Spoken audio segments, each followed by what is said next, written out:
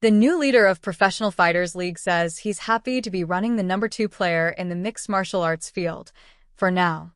John Martin is best known in the media industry for his tenures at Time Warner Cable and the former Time Warner, serving as chief financial officer for both companies before being named to lead the TV unit once known as Turner Broadcasting. Now, he's taking on a new challenge that will marry his love of combat sports with his business acumen and, he hopes, build up a competitor to the very popular UFC. There is absolutely demand for another premium MMA company, says Martin in a recent interview.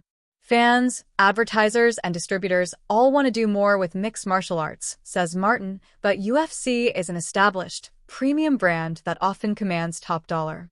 For those businesses that want to be in and around MMA, they can be engaged with PFL, and we could be a value-oriented business provider for them and not the premium price of the company in the market, he says. PFL could have new opportunities once UFC sources out a new rights contract. The company, part of TKO, is in the midst of examining opportunities. UFC is currently in a rights deal with Disney's ESPN. So, too is PFL. But if UFC does what many expect and secures a hefty increase in the value of its rights, it's unclear if ESPN will seek to hold on to the entire package. That could split UFC across several different platforms and leave some of them seeking other kinds of MMA inventory. Or, at least, that's what Martin hopes. The UFC is seeking numbers that are quite robust, says Martin, who says PFL's own deal with ESPN comes up for renewal in about a year. Quite robust.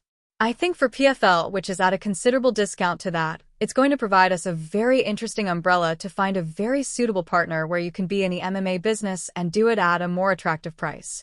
With Martin's arrival, current PFL CEO Peter Murray will move to oversee international operations and report to Martin. Martin is no stranger to the media business.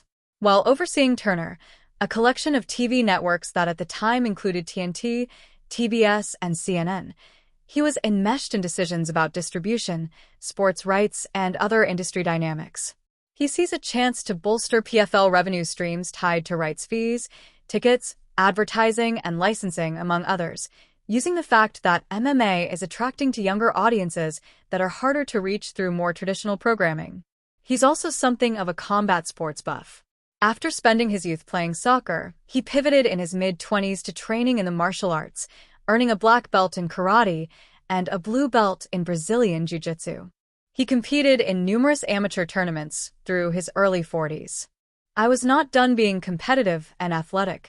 I wanted something that was more of a hobby, Martin recalls. So I joined a local karate school, and I thought I was going to do it just to learn self-defense. But I became obsessed. And that stoked an early interest in MMA. He will soon be spending even more time with his hobby.